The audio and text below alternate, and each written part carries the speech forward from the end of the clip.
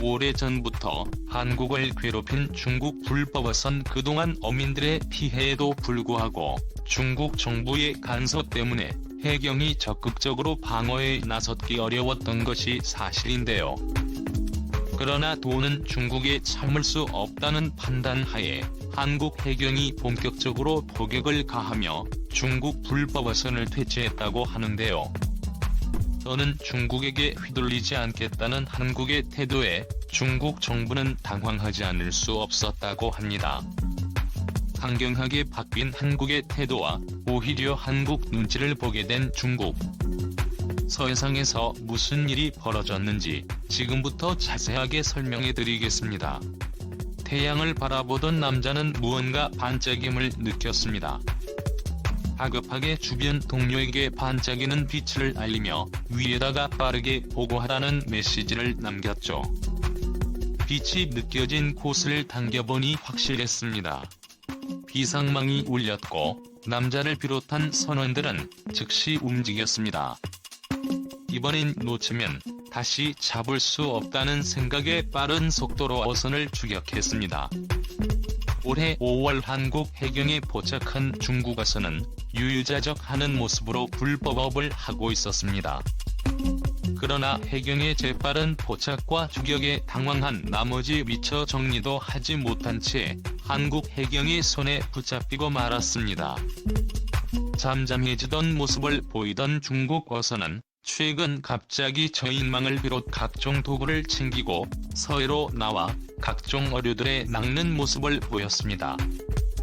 과거 중국 정부와의 협정으로 불법업 근절을 위해 협약을 맺었던 것들이 있기라도 한 듯 이들은 소를 자신의 영토인 것처럼 간주 버젓이 한국 해경이 있음에도 불구하고 불법 조업을 단행했습니다. 보다 못한 해경은 이들을 잡는데 온 힘을 쏟았지만 중국과의 외교 관계 때문에 적극적인 제재가 불가능했습니다. 이들이 잡은 물고기를 뺏고 불법 무기들을 강제 회수하는 것이 해경이 할 수 있는 최대한의 조치였습니다. 불법으로 어업 활동을 하는 이들 어선을 단속하는 것이 한국의 적법한 활동임에도 불구하고 이를 건드리는 것에 중국 정부는 예민하게 반응했죠. 특히 중국인들을 함부로 건드린 것이 중국 정부를 분노하게 만들었습니다. 국민들이 한국인들 손에 잡혔다는 것이 중국 정부의 불만 요소였죠. 실제로 과거 한국 해경정이 중국 어선에 의해 침몰된 일이 있었는데요. 이때 당시에도 명백히 중국 어선의 잘못이 분명함에도 불구하고 중국 정부는 한국의 잘못이라고 규정하는 등 제19 감싸기에 나섰습니다. 당연히 이를 잘 알고 있는 중국 불법 조업 어선들은 자국 정부의 보호를 믿고 더욱 날뛰는 모습을 보였습니다.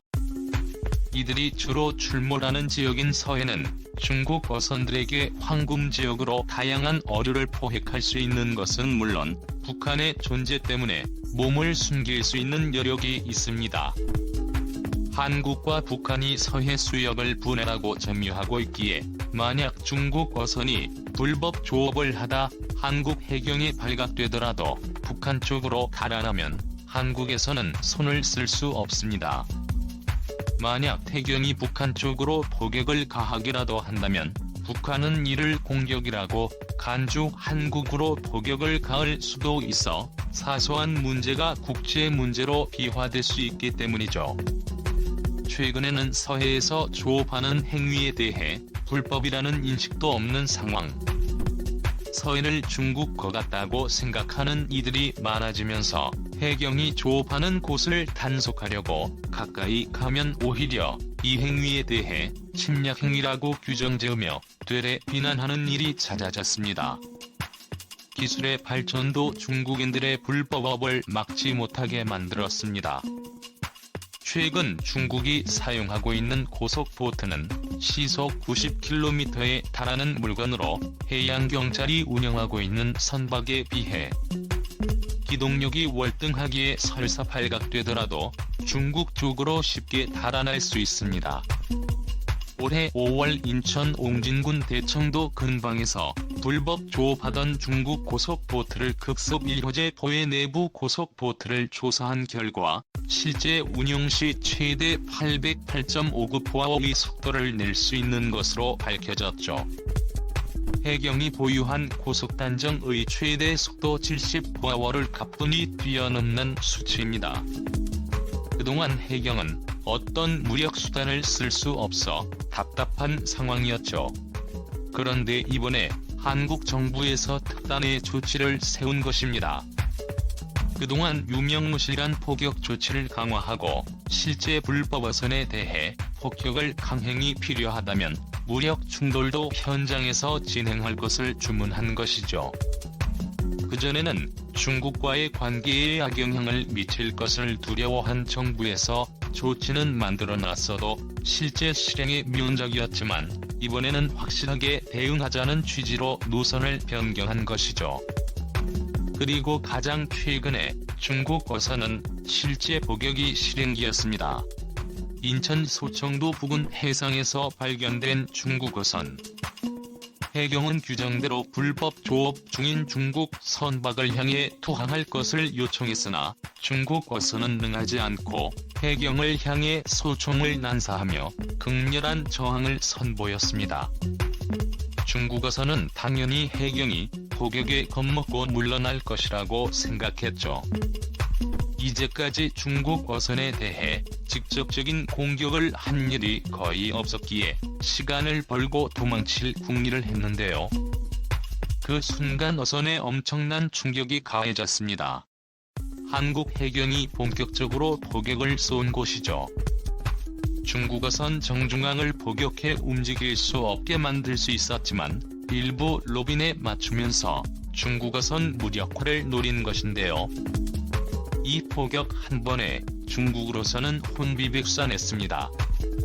설마 했던 포격이 일어나면서 살아남지 못하겠다는 두려움이 든 것이죠.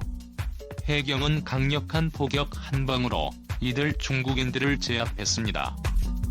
일부 중국인들은 어선에 달려있는 고무보트를 이용 빠른 속도로 목숨을 부지하고자 했지만 해경의 500톤급 중형함정 고속단정이 추격해 이들을 확보했습니다. 시원한 한방을 보여주며 중국에게 본때를 보여준 것인데요. 중국 정부만을 믿고 뻔뻔한 태도로 조업하던 중국인들은 과격한 한국 정부의 대응에 충격을 받았습니다. 이번에 붙잡힌 중국 어민들 역시 북한이 아니라 한국에서 폭격한 곳에 얼이 빠져 있었죠. 정부가 바뀌면서 중국에 대해 애매한 태도가 아닌 강경한 대응으로 선낸 것이 결정적이었습니다. 올해 초 정부는 과거와 다르게 단호한 태도로 나서겠다며 대통령 인수위원으로 해경 출신을 발탁했습니다. 해경청 형사과장인 안성식 총경은 해경에서 뼈가 굵은 인물로 현장에서 베테랑인 인물입니다. 그동안 중국의 불법업을 고스란히 지켜본 산증인이나 다름없죠. 경제2분과에 소속된 안성식 총경은 쇄신 의지를 굳혔죠. 덕분에 올해 초 해경은 서해상에 전략구역을 설정하고 대형 경비함 압축을 추가 투입하기로 결정했습니다. 현재 중국 함선이 자주 출몰하고 있는 경계 및 각종 구역을 중심으로 3,000톤급 대형 경비함을 24시간 배치할 계획을 세웠죠. 경계 미획정 구역이란 한국과 중국 사이 경계가 확정되지 않은 곳으로 한 국가가 일방적으로 권리를 행사하기 어려운 지역을 뜻합니다. 이전까지는 영역 분쟁으로 문제가 일어나지 않기를 바란 정부가 직접적으로 나서지 않았으나 과감하게 이 영역에서도 포격을 하겠다고 선언했죠. 중국 어선 포격당했다는 소식은 중국에도 전해졌습니다. 당연히 중국에선 이에 대해 분노하며 한국 정부가 중국을 상대로 전쟁을 하고 있다며 분노했습니다. 그러자 나도 중국이 한국에게 강경하게 대응해야 한다는 환구시보의 사설이 실리면서 서해상에서 긴장이 고조되는 가운데 한국 정부의 포격이 이들 중국인의 심기를 건드린 것이죠. 한국의 태도에 과거 중국 정부는 미친 짓은 하지 말고 중국에게 제대로 사과할 것을 종용하는 모습을 보였습니다. 한국 정부는 이에 제대로 대응하지 못했는데요. 그러나 한국은 불법업을 펼친 중국 어선의 증거물을 보이며 이미 중국 정부도 불법적인 행동을 하는 어선에 대해 한국 정부와 같이 단속에 나선 것을 예로 들었죠. 실제로 올해 4월 한국은 중국과 함께 불법업에 대한 단속에 나섰습니다. 한국과 중국의 어업 지도 단속선이 공동 순시 활동을 펼치며 중국 한국 의수역 경계에서 몰래 조업하는 어선들을 색출하는 작업을 한 바 있습니다. 중국도 불법업을 용인한 것을 사과하며 공동전선을 펼쳤던 입장이라 다른 소리를 할 수 없는 상황이죠. 중국은 이에 대해 어떠한 반응을 보이지 않았습니다. 이전까지는 중국 눈치를 봤던 한국이 스스로 몸을 사렸지만 강경하게 나오면서 중국의 잘못을 조목조목 따지자 중국 입장에서도 할 말이 없어진 것이죠.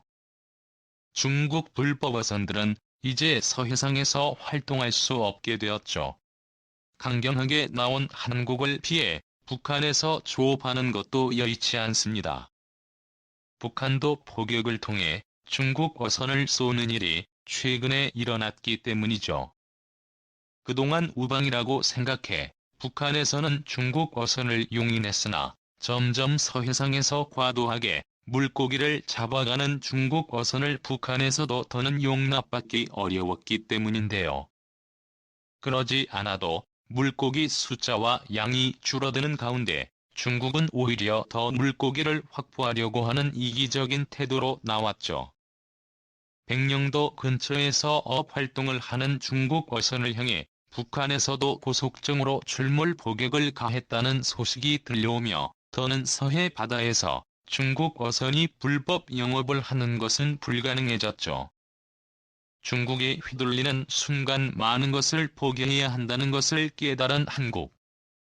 이번에야 비로소 어민들의 삶을 괴롭게 하는 중국 어선은 대체 서해 바다에 평화가 찾아오길 기원해 보겠습니다. 수정해 주셔서 감사합니다.